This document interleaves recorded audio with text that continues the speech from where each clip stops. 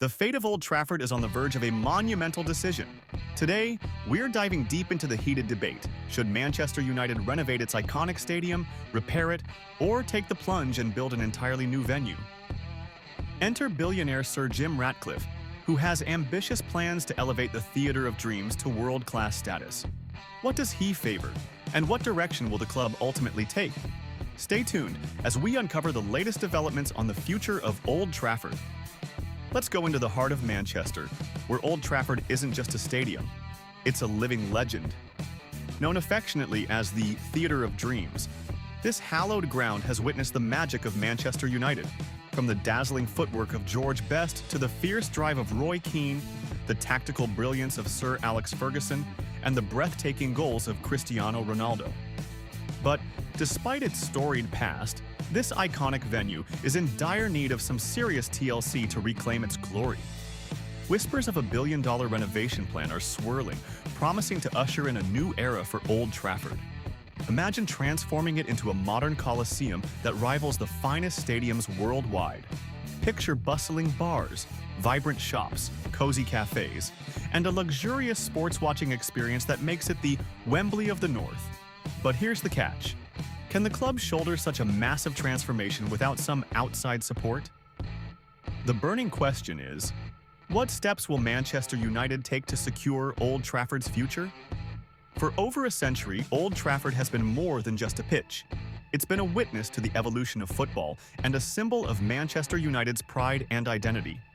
Since opening its gates in 1910, it has welcomed generations of fans, each leaving with unforgettable memories of legendary matches. From the resilience shown after the Munich air disaster to the triumphant treble-winning season under Sir Alex Ferguson, Old Trafford has remained a steadfast presence in the ever-evolving football landscape. However, time hasn't been kind to this venerable venue. What was once a state-of-the-art stadium now faces a host of glaring issues. Think crumbling concrete, outdated electrical systems, and leaky roofs, just the tip of the iceberg. And yes, you heard that right.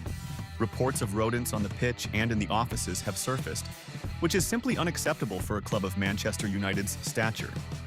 Years of wear and tear have faded the seats and left the interior feeling cramped and outdated. The last major renovation took place between 2005 and 2006, when the capacity was boosted to around 75,000, with expansions to the northwest and northeast quadrants. But since then, much of the stadium has been neglected, leading us to the pressing state it's in today. So the clock is ticking. How should Manchester United move forward to ensure Old Trafford remains a world-class venue for generations to come? Let's find out. Facing a monumental decision on how to update their iconic home, they've got three main options on the table: repair the existing structure, redevelop the stadium by expanding the south quadrant, or go all out and build a brand new stadium from scratch. Each choice has its challenges, costs, and potential rewards. We'll break it down.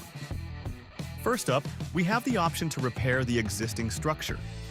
This would be the most budget-friendly route, tackling immediate issues like crumbling concrete and outdated infrastructure. But here's the catch. It might just be a quick fix, pushing off more extensive renovations or a full rebuild down the line. Now, what about redeveloping Old Trafford? This approach would mean a comprehensive makeover, potentially expanding the south quadrant and boosting the stadium's seating capacity. This would modernize facilities while keeping the historical charm intact. However, juggling construction with ongoing matches could be a logistical nightmare, not to mention the hefty price tag that comes with it. And then there's the boldest option, building an entirely new stadium from the ground up. Imagine a state-of-the-art facility designed to meet the latest standards, future-proofing Manchester United's home for the next 100 years. Sounds great, right? But here's the kicker. This option is the priciest, with initial estimates of around £2 billion and a 6-year construction timeline. That's a hefty burden for a club already grappling with significant debt, and without government support or external investments, it might be too much to handle. The good news: Manchester United owns 100 acres of land surrounding Old Trafford, including 43 acres available for redevelopment, and 25 acres just sitting there waiting for action.